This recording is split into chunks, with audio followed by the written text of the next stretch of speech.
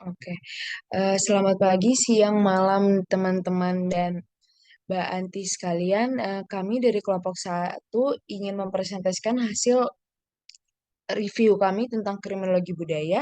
Di sini ada Alia Syahira Sabrina, ada Dinda Arsila Rizanto, lalu ada saya sendiri Laksmi Diarini, lalu ada Sania Azizah, dan terakhir ada Shelby Novin Eklesia. Boleh next slide?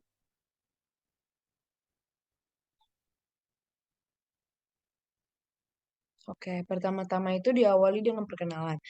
Kriminologi budaya sendiri mewakili perspektif yang dikembangkan oleh Farrell dan Sanders pada tahun 1995 dan digunakan oleh Redhead tahun 1945 dan lain-lainnya, yang menjalin hubungan intelektual untuk mengeksplorasi penggabungan proses budaya dalam konteks kontemporer.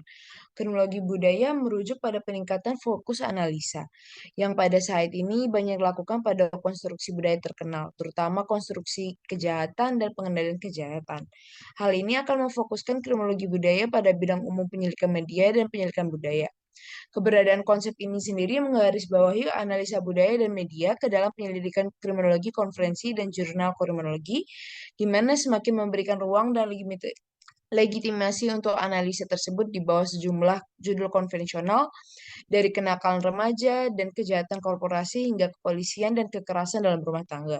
Kriminologi budaya pada titik ini terlihat menunjukkan paradigma yang kurang definitif daripada serangkaian perspektif yang muncul terkait dengan kepekaan terhadap citra, makna, dan representasi kejahatan, serta pengendalian kejahatan. Dalam kerangka orientasi teoritis, metodologis, dan substantif yang luas, ini dapat memberikan tingkat kesamaan yang sama juga. Boleh next slide? Dasar kriminologi budaya. Pertama itu ada sejarahnya. Kriminologi budaya sendiri ini mencoba mengintegrasikan bidang kriminologi dengan studi budaya. Kriminologi budaya mengambil banyak perspektif dasar yang muncul dari studi budaya British atau Birmingham School dengan kriminologi baru di Inggris. Kriminologi budaya juga bekerja sama memanfaatkan wawasan studi budaya sebagai bidang yang berkembang dan eksplorasi studi budaya tentang identitas, seksualitas, dan ruang sosial. Dalam campuran fondasi historis dan teoritisnya, kriminologi budaya terlihat menggabungkan perspektif sosiologis yang lebih tradisional, studi budaya yang lebih baru, dan pendekatan postmodern. Banyak sekali eh, murid-murid dalam kriminologi budaya mengambil perspektif dasar yang muncul dari studi budaya British atau Birmingham School ini dengan kriminologi Inggris, kriminologi baru di Inggris, seperti di tahun 1970-an, seperti karya Hebditch, Hall dan Jefferson, McRobbie, dan Willis, dan lainnya yang telah menyelaraskan kriminologi budaya dengan dinamika yang lebih jelas dan terletak dari penyimpangan dan kriminal, subkultur dan pentingnya simbolisme dan gaya dalam bentuk makna dan identitas subkultur. Eh, Banyak sekali mahasiswa-mahasiswa kontemporer dalam kejahatan budaya hanya mengasumsikan fondasi intelektual ini atau menggunakannya hanya setara dengan waktu lain, meskipun garis keturunan kriminologi dalam budaya Inggris dan kriminologi baru sering disebut eksplisit. Seperti Keith Hewitt menguraikan 5 karya kunci yang ditetapkan untuk penelitian selanjutnya ke dalam kejahatan, yaitu representasi dan contoh sosial. Lalu kronologi budaya sendiri ini lebih dari sekedar integrasi sederhana, yaitu studi budaya Inggris tahun 1970-an ke dalam kronologi Amerika kontemporer. Kronologi budaya eh, tidak hanya memasukkan wawasan ke dalam studi budaya, tapi juga reorientasi intelektual yang diberikan. Kriminologi budaya pada saat yang sama berakar kuat dalam perspektif sosiologi. Padahal kriminologi budaya pada saat ini kurang menggambarkan budaya daripada berbagai orientasi sosiologi lainnya yang lebih selaras secara historis dan kriminologi. Kriminologi budaya juga melacak berbagai interaksi di mana penjahat, terus pihak kontrol, produser media, dan lainnya secara kolektif menyusun makna kejahatan.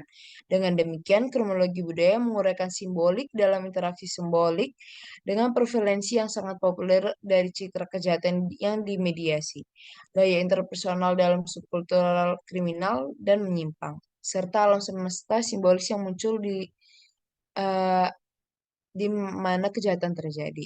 Boleh next slide.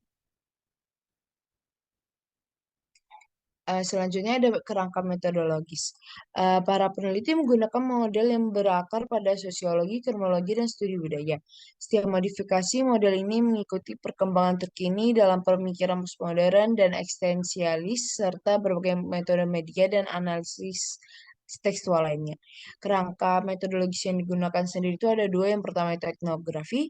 Penelitian etnografi dalam kronologi budaya mencerminkan fokus yang berkepanjangan para peneliti studi budaya terhadap objek penelitian dari dalam budaya tertentu. Lalu ada kriminologi versitin, yaitu menunjukkan apresiasi subjektif dan pemahaman empatik peneliti lapangan tentang makna, simbolisme, dan emosi kejahatan. Konsep ini sendiri memasukkan peneliti dan pengalaman peneliti itu sendiri dalam konstruksi kolektif realitas kejahatan.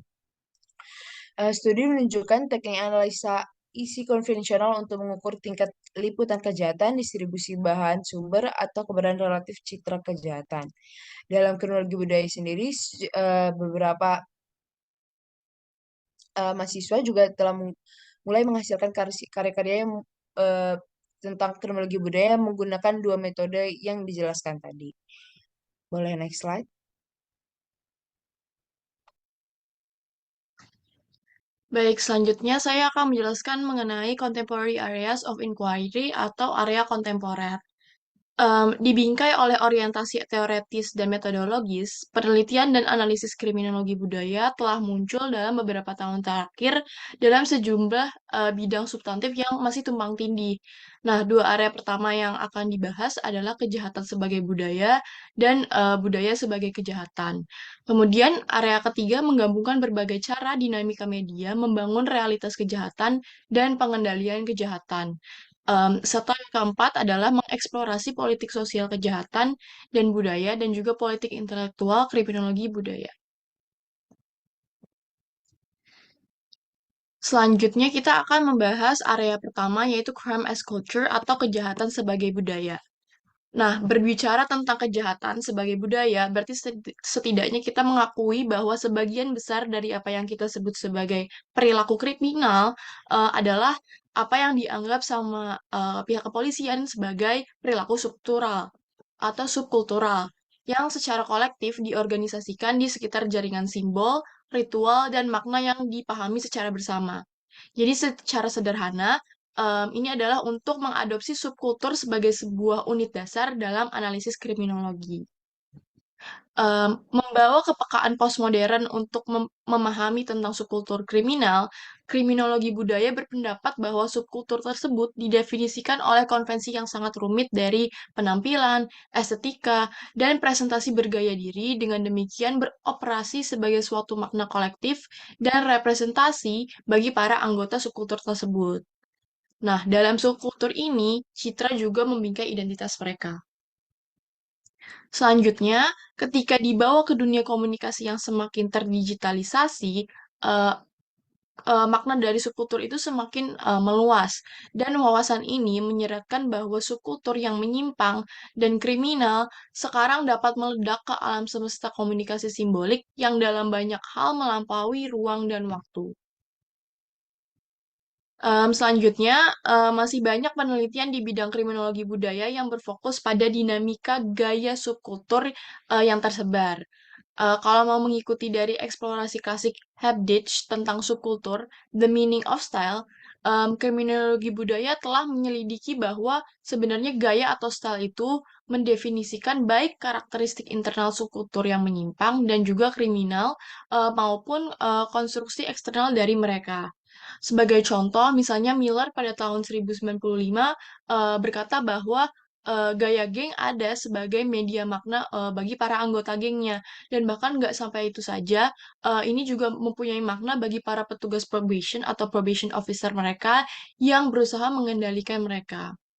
Demikian juga, Farrell pada tahun 1996 telah menunjukkan bagaimana graffiti, hip hop, dan gaya kontemporer lainnya pada dasarnya ada sebagai sebuah style crime atau kejahatan gaya untuk penulis grafiti yang beroperasi dan mengevaluasi satu sama lain dalam gaya dan simbolis yang kompleks. Tetapi juga untuk para lembaga media dan otoritas hukum dan juga politik yang menganggap kalau grafiti adalah sebuah pelanggaran yang penting untuk dikontrol secara berkelanjutan oleh mereka yang mengawasi lingkungan perkotaan.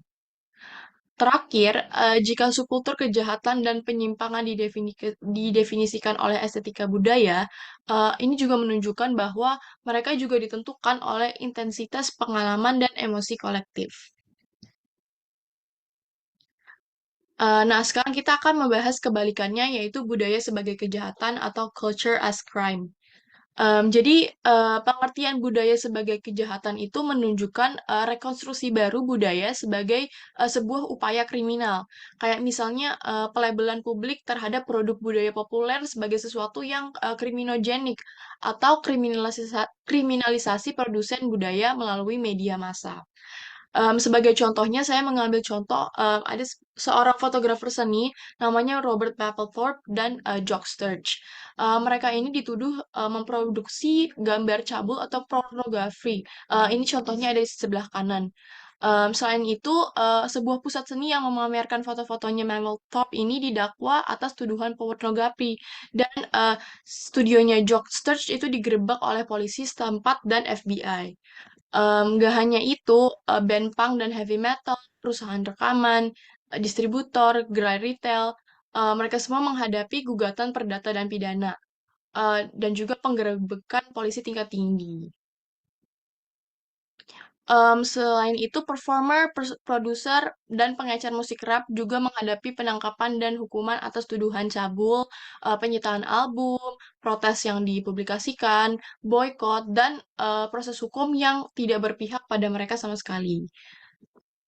Secara lebih luas, berbagai program televisi, film, dan juga kartun telah menjadi sasaran kampanye publik yang menuduh bahwa mereka itu menghasut kenakalan, kayak sebagai sebuah copycat dari kejahatan, dan mereka dianggap berfungsi sebagai kekuatan sosial yang kriminogenik. Banyaknya kasus ini tentu masuk ke dalam ranah kriminologi budaya, karena sasaran kriminalisasi mereka seperti yang tadi udah disebutin, fotografer, musisi, penulis, televisi, produknya, itu mereka semua bersifat kultural. Tetapi dengan demikian, kriminalisasi yang mereka hadapi juga terungkap sebagai sebuah proses budaya.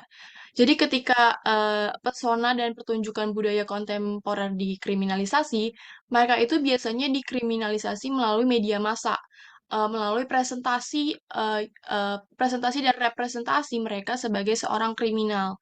Nah, dengan demikian, kriminalisasi budaya populer itu sendiri merupakan sebuah budaya, karena mereka juga dianggap berdiri bertentangan dengan budaya populer. Nah, selanjutnya, mengingat hal-hal yang tadi udah disebutkan, kriminolog budaya telah mulai memperluas pengertian dari kriminalisasi itu sendiri untuk mencakup lebih dari sekedar penciptaan dan penerapan hukum pidana. Dalam beberapa kasus, kriminalisasi budaya itu berdiri sebagai tujuan itu sendiri, di mana mereka berhasil merendahkan atau mendelegitimasi mereka yang ditargetkan, meskipun nggak ada tuntutan hukum formal yang diajukan kepada mereka. Nah, dalam kedua skenario ini, dinamika media itu sangat mendorong dan sangat menentukan gimana kriminalisasi yang terjadi terhadap para subkultur. Nah, selanjutnya, kriminalisasi budaya kontemporer itu telah muncul sebagai bagian dari sebuah war of crime atau war of culture, yaitu perang budaya yang dilakukan oleh kaum konservatif politik dan para reaksioner budaya. Jadi dalam hal ini nggak mengherankan kalau kriminalisasi budaya kontemporer itu berulang kali ditunjukkan pada para subkultur yang terpinggirkan, yang termarginalisasi.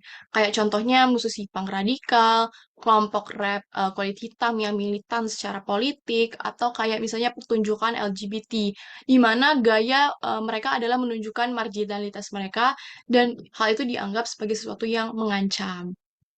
Jadi, kriminalisasi budaya dalam pengertian ini memperlihatkan sebuah rangkaian hubungan antara sebuah gaya dan juga simbol subkultur dengan konstruksi dan rekonstruksi yang dimediakan sebagai kriminal atau kriminogenik. Selanjutnya, saya akan membahas media construction of crime and crime control atau konstruksi media tentang kejahatan dan pengendalian kejahatan. Jadi, seperti yang kita tahu, kriminalisasi budaya populer yang dimediakan itu adalah sebenarnya salah satu contoh dari banyak proses media yang membangun satu makna kejahatan dan pengendalian kejahatan. Jadi kriminologi budaya itu menggabungkan banyak penelitian tentang karakterisasi yang dimediakan tentang kejahatan dan pengendalian kejahatan. Misalnya teks sejarah, investigasi gambar, pelaporan surat kabar, film populer, berita televisi, program hiburan, musik populer, komik, dan bahkan ruang maya di internet. Selanjutnya, kriminolog budaya juga mulai mengeksplorasi interkoneksi kelembagaan yang kompleks dalam sistem peradilan pidana dan media massa. Jadi peneliti seperti Charmak pada tahun 1995, 97, dan 98, dan Sanders dan lain pada tahun 1995 itu mendokumentasikan gak hanya ketergantungan besar media massa pada sumber peradilan pidana untuk citra eh, citra dan informasi tentang kejahatan, tetapi juga yang lebih penting hubungan timbal balik yang mendasari ketergantungan ini. Jadi kayak ada ketergantungan antara media massa dan juga sistem peradilan pidana. Nah, lembaga media itu secara teratur mereka mengendalikan data selektif yang disediakan oleh kepolisian dan para lembaga pengadilan. Jadi dengan demikian mereka itu hanya menyoroti isu-isu publik yang dipilih oleh lembaga peradilan pidana dan mereka juga mencoba untuk membingkainya dan pada gilirannya mereka akan berkontribusi pada agenda politik sistem peradilan pidana untuk menghasilkan dukungan dari publik. Jadi media dan organisasi peradilan pidana itu saling bekerja sama dan saling berkoordinasi secara sehari-hari untuk membangun sebuah pemahaman yang kotak, yang dibatasi eh, dan terbatas tentang kejahatan dan pengendalian kejahatan. Jadi kriminologi budaya itu lebih menekankan bahwa proses mengkonstruksi kejahatan dan pengendalian kejahatan sebagai keprihatinan sosial dan kontroversi politik. Media juga mengkonstruksikan hal ini sebagai sebuah hiburan. Kayak contohnya meninjau kembali kajian kriminologi baru tentang krisis pemolisian, media itu mencirikan produksi dan persepsi kejahatan kayak dalam acara reality TV show kayak Cops, LAPD, atau mungkin kayak di Indonesia 86 yang menghasilkan gambaran tentang kejahatan dan kejahatan konvensional. Nah, dinamika semacam ini itu menunjukkan realitas yang terjerat dalam kejahatan. Kayak misalnya berita kejahatan, hiburan, kejahatan, yang sebenarnya menunjukkan bahwa ketika konstruksi kejahatan yang media tunjukkan menjadi nyata, mereka juga punya konsekuensi yang nyata pada realitasnya. Selanjutnya akan dijelaskan oleh teman saya.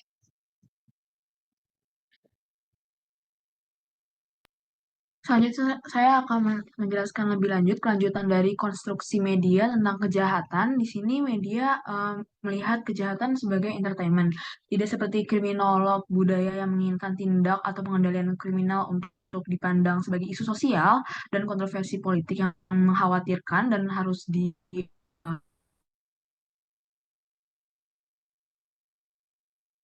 panik terhadap kejahatan ini serta kekhawatiran yang sudah dikenal secara politik terkait bahayanya terkait bahayanya dalam kejahatan menjadi salah satu center point dalam kesenangan yang dikonsumsi orang-orang melalui drama, film, televisi, dan lain-lain.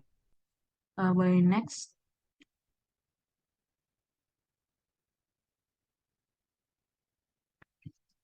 Selanjutnya memasuki the politics of culture, crime, and cultural criminology. Next.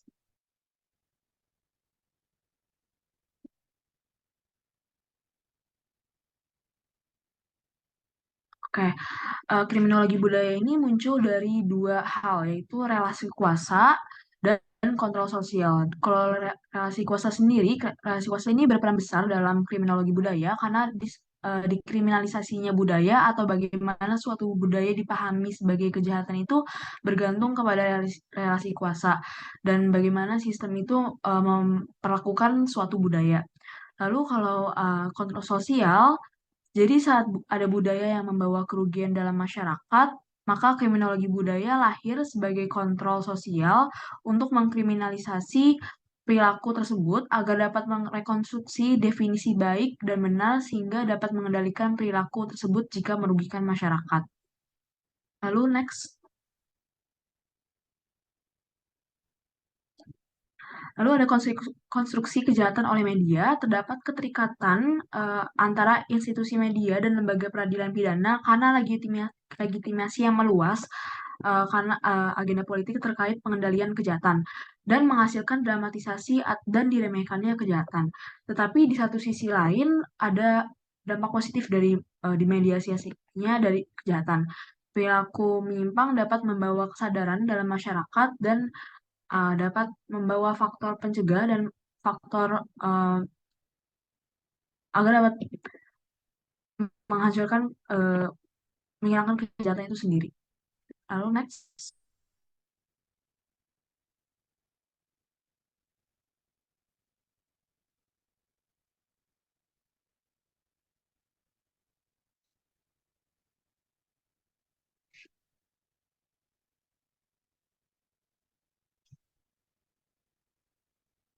Oke, di sini ada resistensi. Resistensi ini akibat dari mediatisasi yang di tayangan media terkait praktik kontrol, resistensi muncul karena dalam kelompok-kelompok masyarakat, khususnya mereka yang menjadi target. Dalam subkultur yang terpinggirkan, karakter personal dan kelompok mereka menjadi stigma. Tapi pada saat bersamaan di luar kelompok tersebut menjadi sebuah kekuatan dan resistensi karena dapat bertahan dari tangan otoritas. Boleh next.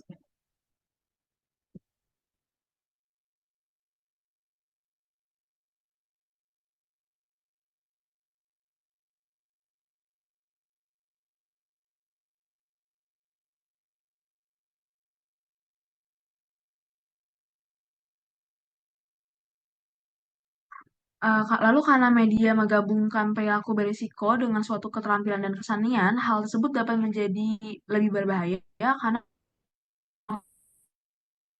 penegak hukum dan peserta di dalamnya berubah pribadi dan kolektif. Eh, Jika peserta di dalamnya itu berpikir bahwa hal tersebut menarik, maka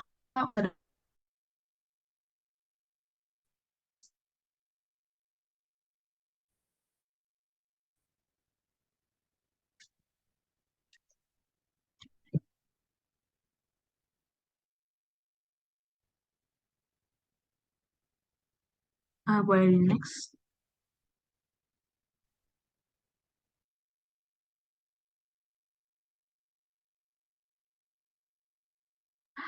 Lalu selanjutnya ada Trajectories of Cultural Criminology. Yang pertama ada situated audience. Adanya media membangun komunikasi di antara mereka sendiri seperti subkultur geng jalanan dengan audiens.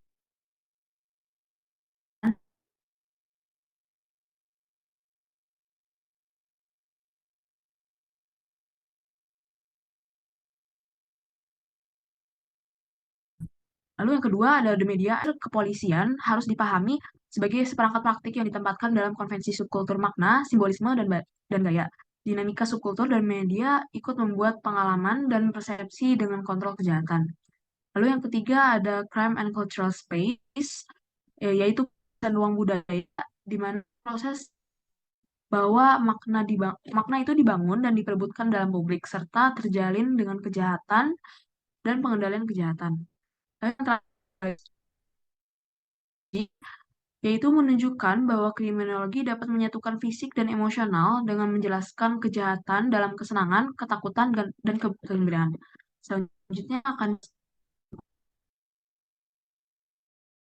Oke, selanjutnya kriminologi budaya oleh Ilan ini dikatakan memahami kejahatan dan pengendaliannya itu sebagai produk makna. Kemudian kriminologi budaya menganalisis bagaimana dinamika makna menopang setiap proses dalam peradilan pidana, definisi kejahatan, dan mengklasifikasikan dirinya sendiri. Kemudian kriminologi budaya itu punya posisi fleksibel yang terbuka, jelas tentang bagaimana ia menganalisis masyarakat, kemudian transparan tentang nilai-nilainya, dan lugas dalam aspirasinya untuk pada akhirnya membantu bekerja menuju dunia yang lebih setara, berkelanjutan, dan karena lebih bahagia dan lebih sehat. Lady next. Kemudian kriminologi budaya itu dikatakan merupakan perpaduan dari sejumlah tradisi. Beberapa di antaranya yang pertama ada teori subkultural. Kriminologi budaya mengakui bahwa individu dan kelompok yang berada di posisi berbeda mengaitkan makna secara berbeda pula. Kemudian juga ada perspektif pelabelan, di mana kriminologi budaya melihat bahwa makna yang diberikan oleh norma yang kuat itu punya implikasi bagaimana sah dan tidak sah itu dipertahankan. Kriminologi budaya juga mengakui bahwa kejahatan dengan pengendalian kejahatan dan juga budaya itu saling bergantung. Jadi di balik momen kejahatan dan pengendaliannya, terdapat interpretasi yang diperebutkan mengenai hal yang benar untuk dilakukan, keamanan, dan juga keadilan. Kriminologi budaya juga secara konsisten menggunakan tradisi kriminologi kritis, di mana kriminologi budaya mengakui sejauh mana kejahatan dan kontrolnya adalah manifestasi dan pendorong ketidaksetaraan sosial ekonomi. Kriminologi budaya juga terlibat dengan teori dan analisis media, yakni menempatkannya pada posisi memahami cara di mana makna diproduksi, diperebutkan, dan dikonsumsi melalui komunikasi termediasi. Oleh karena itu, kriminologi budaya menyerap banyak postmodernisme untuk memahami dunia yang sangat rumit dan kontradiktif. Pada karya O'Neill dan Silk pada tahun 2012 juga menunjukkan bahwa kriminologi budaya itu dapat menggabungkan mode penelitian dengan pameran inovatif, yakni kriminologi budaya menyoroti janji pendekatan partisipatif yang membawa partisipan ke pusat. Maksudnya adalah kriminologi budaya melihat bahwa yang termarginalisasi itu dirugikan dalam konteks makna dan juga representasi. Kemudian kemungkinan untuk memperkuat suara mereka itu beresonansi dengan gagasan penelitian yang etis. Boleh di next. Pada kriminologi yang lebih kontemporer, definisi mempertimbangkan makna dan kekuatan itu ada pada 3 tingkat analisis. Yang pertama ada makro, yang memerlukan pemahaman pengoperasian struktur yang luas, seperti persimpangan kelas gender dan ras, degradasi lingkungan, kemudian terorisme dan perang, perdagangan seks, sifat kapitalisme akhir kontemporer, dan masih banyak lagi. Yang kedua ada meso, di mana makna bersama dan wacana yang dimediasi. Maksud dari makna bersama pada tingkat meso ini, wacana dan ide, masalah, dan solusinya diperjualbelikan, seperti siklus berita 24 jam, kemudian pameran museum, video YouTube, postingan media sosial, subkultur, dan juga debat politik. Mode komunikasi jaringan, produksi, dan konsumsi yang dibawa budaya digital ini membuat produk budaya itu meresap dengan cepat dan beragam dari sebelumnya. Jadi menciptakan kesulitan untuk membentuk konsensus dan membangun kebenaran bersama. Yang terakhir ada mikro atau tingkat individu, yaitu melibatkan pemahaman yang subjektif dari tindakan dan tanggapan penegakan hukum formal terhadap individu. Argumen Jacobs pada tahun 1988 bahwa kegembiraan, penghinaan, kekuasaan, dan kemarahan itu berkontribusi pada arti kejahatan dan kontrolnya bagi mereka yang terlibat. Yang membedakan Katz dengan kriminologi budaya kontemporer, kriminologi budaya kontemporer ini tertarik untuk melapisi analisis tingkat mikronya dengan tingkat lain.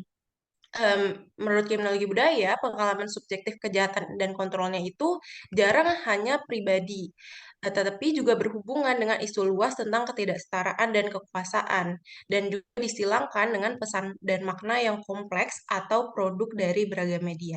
Boleh di next. Nah, selanjutnya, bagaimana kriminologi budaya ini tumbuh bersama dengan perspektif kritis lainnya, yang akan dilanjutkan oleh teman saya.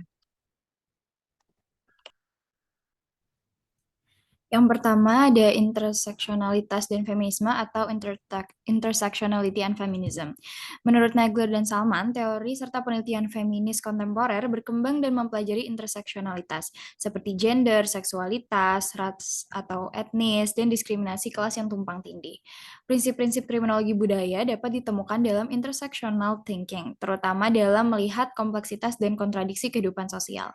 Contoh dari feminisme sendiri itu misalnya ada dari kemampuan laki-laki untuk bertindak dan menciptakan hak-hak yang membuat perempuan tunduk oleh suatu interaksi yang tidak diinginkan oleh individu tersebut. Contoh lainnya yaitu mengenai cara tubuh perempuan menjadi rentan terhadap kekerasan seksual yang dilakukan oleh laki-laki. Dewasa ini, penggunaan media sosial untuk kampanye hukum dan revolusi budaya memegang peranan penting dalam menanggapi tuduhan pelecehan seksual yang menantang status quo di lembaga-lembaga kekuasaan dari media ke politik. Boleh next slide.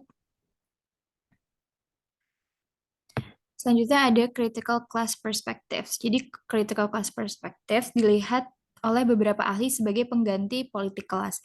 Karena kriminologi budaya mampu menimbang dan menganalisis berbagai struktur serta perspektif dengan memperhatikan isu kelas sosial.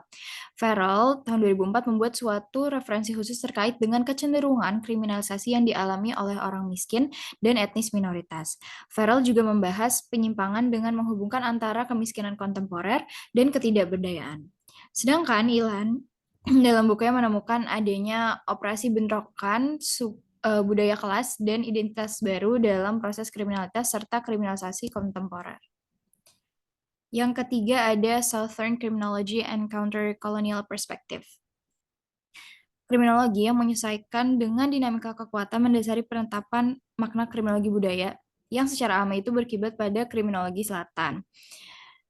Perspektif ini mengakui operasi modalitas kolonial dalam mengkonseptualisasikan pengetahuan yang dihasilkan di dunia global north sebagai universal. Sementara wilayah utara itu kan dikenal kalau mereka itu berkembang secara ekonomi karena memang lebih miskin daripada negara yang lainnya. Nah, pembangunan kayak konsep-konsep pembangunan yang diharapkan dari negara-negara berkembang ini melibatkan penerimaan modalitas utara dengan cara yang dapat membahayakan ekonomi dan masyarakat mereka sendiri. Gagasan kriminologis ini juga membahas tentang geng dengan perspektif yang baru. Cara melihat geng itu dipengaruhi oleh pengalaman perkotaan di Amerika Serikat dan penegakan hukum. Secara umum, geng dilihat sebagai entitas apolitis. Namun, di banyak daerah kumuh di selatan global, geng itu memiliki peran yang lebih besar. Bahkan ada yang dilembagakan sehingga sifatnya menjadi politis. Mereka ini juga menyediakan versi dasar layanan dan fasilitas yang dibutuhkan masyarakat.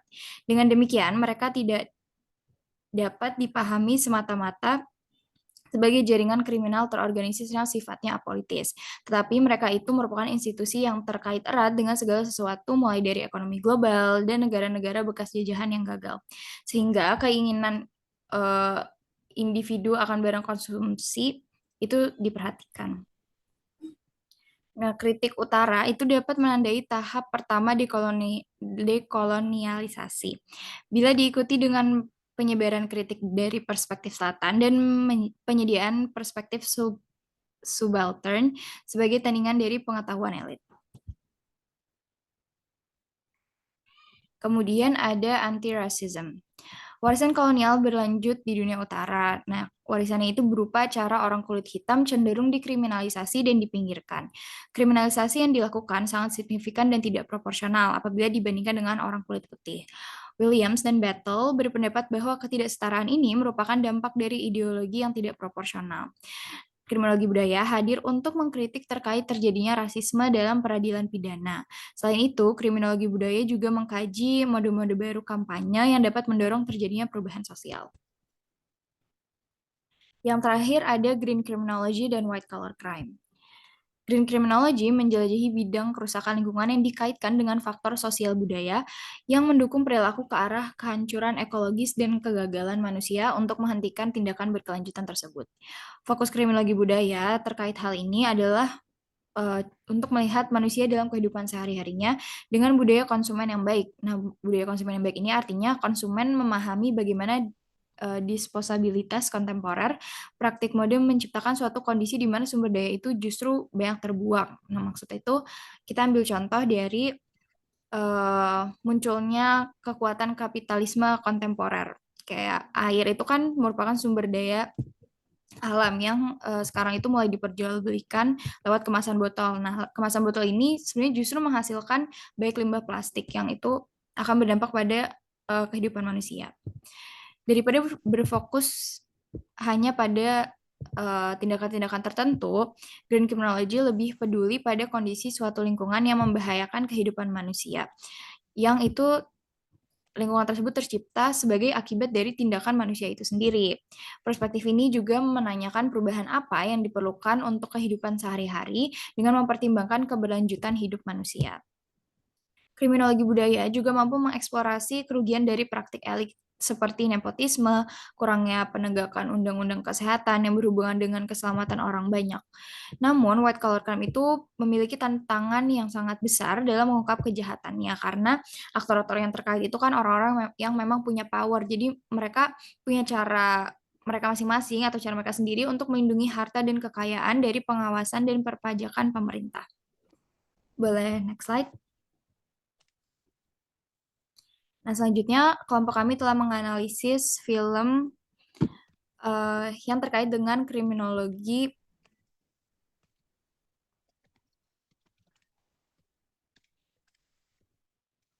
budaya.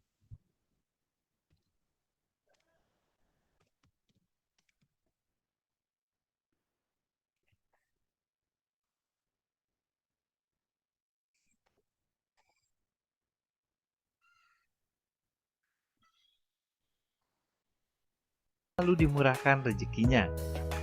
Kali ini saya akan kembali menyuguhkan sebuah alur cerita film yang diangkat dari kisah nyata tentang pembunuhan seorang punker bernama Brian Denek yang terjadi pada tahun 1997 yang dibunuh oleh seorang atlet sekolah bernama Cody Cat.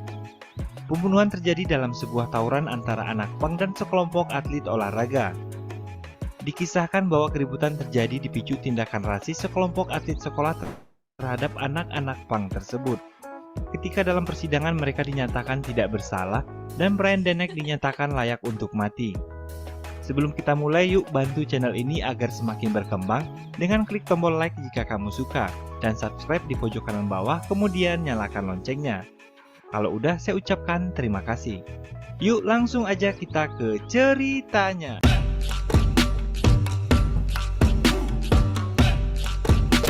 Film dimulai dengan seorang punker bernama Brian yang akan pulang dari New York menuju kediamannya di Amarillo, Texas. Rambutku hitam berkilau. Emerald Shampoo Black Shine formula baru. Maestro, gaya rasa menambah selera. Dalam perjalanannya, Brian beberapa kali mencoba menumpang, namun alhamdulillah tak satupun pengendara yang mau memberikannya tumpangan. Kemudian melanjutkan perjalanannya menggunakan skateboard yang dia bawa.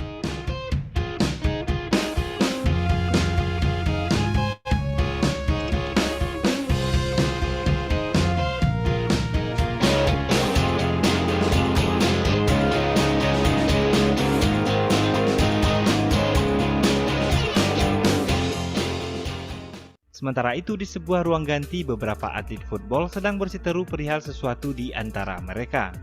Lalu dipisahkan oleh pelatihnya dan mereka bersiap hendak melakukan sebuah pertandingan. Kembali ke Brian, singkat cerita Brian sampai di tempat tujuannya dan terlihat banyak sekali anak punk yang sedang berkumpul di sana. Ternyata sekumpulan anak-anak punk tersebut sedang mengadakan sebuah pesta. Brian pun bergabung ke dalam pesta itu dan disambut sangat hangat oleh teman-temannya. Salah seorang anggota band menghentikan musik, kemudian menyambutnya dan mengatakan bahwa jika bukan karena Brian, maka mereka tidak akan berada di sana. Selesai berpesta, Brian melihat pacarnya yang bernama Jet sedang rokokan santuy. Hey, you got a light? You know those things take 14 minutes off your life every time you smoke one of them? How much have you had to drink tonight? Kemudian Brian berbincang dengan teman-temannya yang lain. Tak jauh dari sana, Brian melihat seorang anak kecil yang baru pertama kali menonton konser. What's up, dude? What's your name? Jake. Kemudian membawanya dan memperkenalkannya pada kelompok band yang tadi mengadakan pertunjukan. Jake? Hey, would you sell my hat? Of course. Berpindah ke sebuah restoran, ada 3 orang atlet olahraga yang sedang bersantai dan makan di sana. Hingga tak lama kemudian beberapa anak pang mendatangi tempat tersebut dan memesan minuman ke pelayan restoran yang bernama Frosty. Pada saat itu salah satu dari atlet football yang bernama Cody melihat ke arah anak pang itu dan mengatakan mereka adalah sekumpulan banci. Mereka pun mengabaikannya dan pergi keluar. Sementara itu Olis pergi ke toilet. Saat keluar dari toilet, Cody kembali mengejeknya dan disanalah mulai terjadi saling ejek di antara mereka.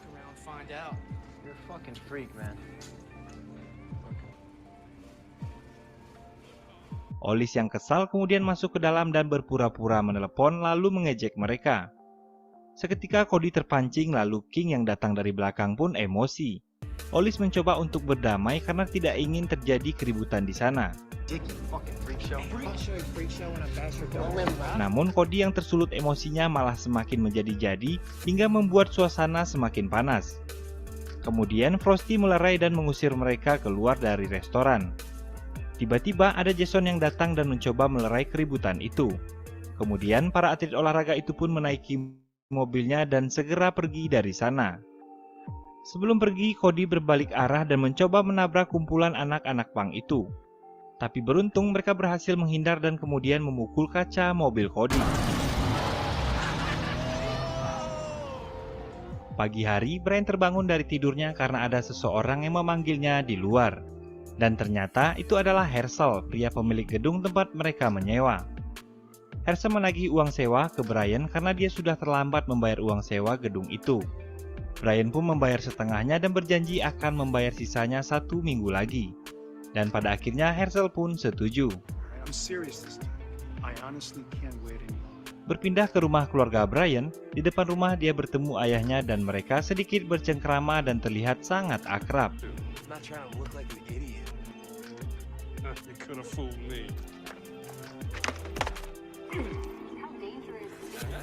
Di dalam rumah, Brian bertemu dan memeluk ibunya, kemudian menyapa Jason kakaknya yang juga berada di sana. Brian masuk ke kamar dan mencari buku band yang dia simpan, dan ternyata buku tersebut telah disimpan oleh ibunya. Lalu scene berpindah ke Jason, Brian, dan King yang sedang membuat papan rambu-rambu ala-ala anak muda. Terlihat di sana sudah banyak sekali papan rambu-rambu yang telah siap dikerjakan. Rencananya papan rambu-rambu tersebut akan dipasangkan di setiap sudut kota.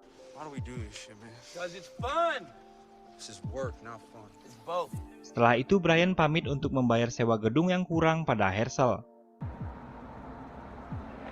Singkat cerita, Brian sampai ke tempat Herschel dan memasukkan uangnya ke kotak pos yang ada di depan rumah. Brian pun langsung bergegas pulang menuju teman-temannya yang ada di base camp. Saat di perjalanan, Brian bertemu Cody dan gengnya yang bernama The Preps. Brian mencoba bersikap ramah dan menyapa, namun mereka mengejek dan melemparinya dengan sebuah botol.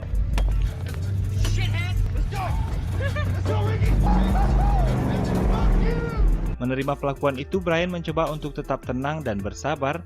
Singkat cerita, Brian sampai di base camp dengan keadaan luka di kepalanya, lalu kemudian diobati oleh Jets. Kemudian Brian menghampiri Jason dan King dan minum-minum di ruangan itu, lalu bergabung bersama teman-teman yang lain dan kemudian bermain perang-perangan kembang api.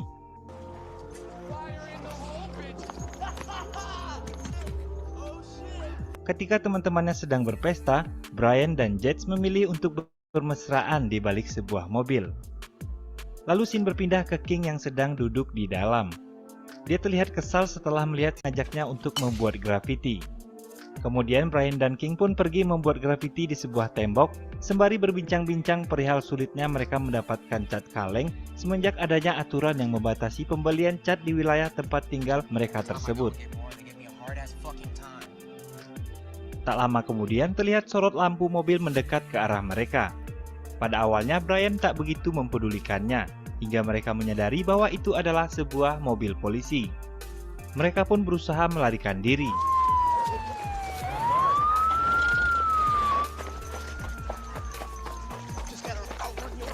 Singkat cerita, Brian dan King berhasil lolos dari kejaran polisi tersebut dan kembali ke base camp. Mengetahui hal itu, Jason terlihat marah karena Brian dan King membawa polisi ke base camp mereka. Tak lama kemudian, polisi pun datang dan mengancam akan menerobos masuk kecuali mereka membukakan pintu, maka tidak akan ada yang ditangkap. Hey, listen up. You open this door, nobody goes to jail. If you don't open this door, everybody's going to fucking jail. Namun Brian menolak dan meminta polisi menunjukkan surat penangkapan. Tiba-tiba polisi langsung menerobos masuk ke dalam gedung. Mengetahui hal itu, mereka kemudian mencoba kabur, namun berhasil tertangkap. Gara-gara promo Gosen, aku jadi BM. Uniknya hazelnut macchiato dan creaminya cookies and cream buat hidup banyak rasa.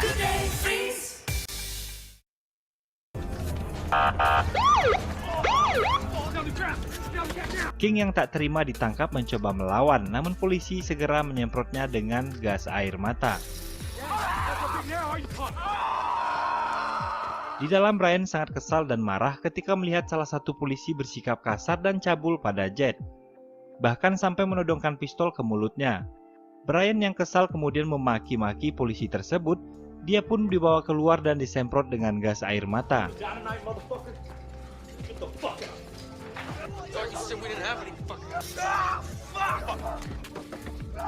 Hingga pada akhirnya Brian dan teman-temannya pun masuk penjara dan ditahan beberapa hari. Singkat cerita, Brian dan Jet sudah bebas dari penjara. Kemudian mereka pergi ke tempat penangkaran hewan dan berencana sebuah lahan yang cukup luas dan berbincang dengan Jet. Sebuah pesta. Cody dan teman-temannya mengadakan pesta api unggun dengan membakar barang-barang yang ada di sekitar mereka. Lalu tiba-tiba seorang polisi datang dan membubarkan pesta tersebut. Kemudian Cody dan gengnya pergi dari tempat itu. Di perjalanan, teman Cody yang bernama Ricky merusak papan rambu milik Brian kemudian menyeretnya. Di tempat lain, King yang sedang asik menonton dikagetkan dengan kedatangan Ricky yang melemparkan papan rambu tadi. Hal itu membuat King kesal lalu mengejarnya menggunakan mobil. Ternyata Ricky berlindung di balik kelompoknya geng The Prep. King yang emosi lalu menghampiri geng The Prep seorang diri dan langsung menghajar Ricky. Melihat kejadian tersebut, geng The Prep langsung menghajarnya dan mengeroyok King.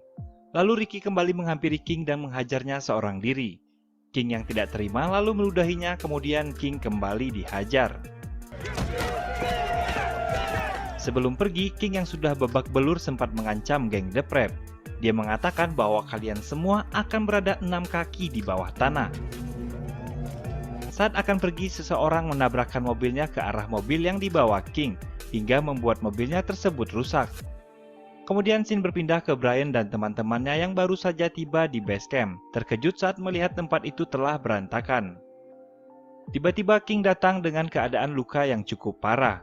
Melihat hal itu, Brian bertanya apa yang sebenarnya telah terjadi. Lalu King mengatakan ke Brian kalau dia sudah muak dengan kelakuan The Prep, yang selalu menghina dan mengintimidasi mereka. Kemudian Brian dan teman-temannya berniat untuk membalas geng The Prep. Jet berusaha menahannya, namun Brian sudah tidak bisa menahan emosinya lagi.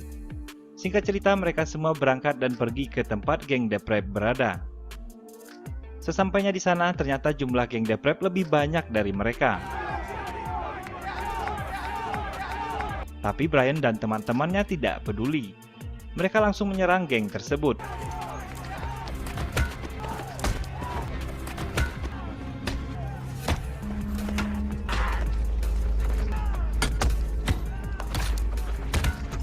Tiba-tiba terlihat ada mobil yang datang mendekat dan ternyata itu adalah Cody bersama 2 orang temannya yaitu Davis dan Michael. Cody berniat untuk menabrak anak punk tersebut, tapi Michael berusaha menahan Cody. Namun dia tidak mendengarkannya dan kemudian mulai mengarahkan mobilnya ke arah Brian dan teman-temannya. Dia merasa senang dengan apa yang telah dia lakukan. Melihat situasi yang semakin panas, Cody pun kembali mengarahkan mobilnya ke anak-anak punk tersebut.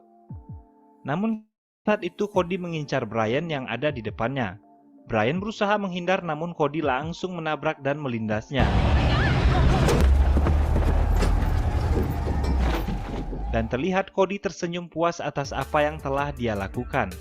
Jason yang melihat hal itu langsung menghampiri Brian yang terbaring sekarat dan berusaha memanggil ambulan. Namun sayang, nyawanya Brian tidak tertolong, dan Brian pun tewas saat itu juga.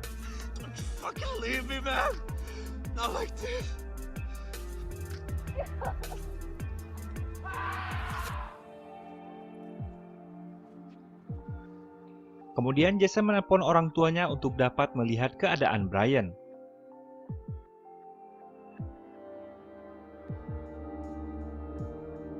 Di sana orang tua Brian hanya bisa menangis melihat anaknya yang sudah tak bernyawa.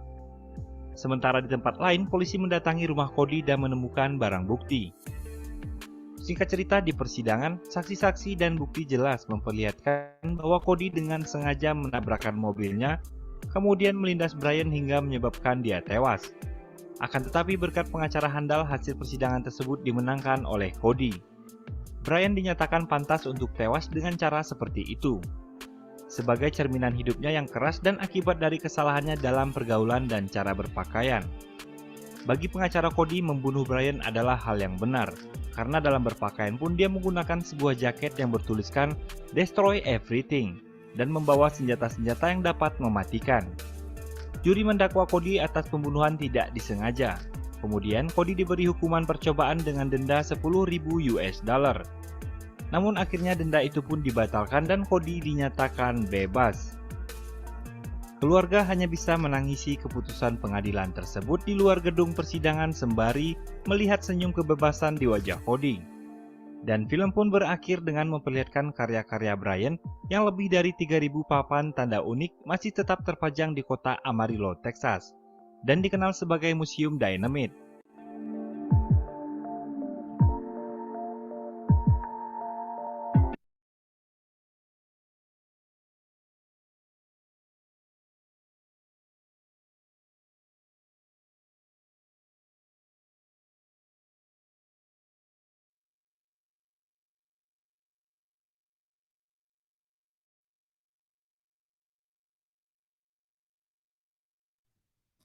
Oke, jadi film tadi itu bercerita mengenai kisah nyata dari pembunuhan seorang Brian Denek yang merupakan anggota dari komunitas punk di Amarillo.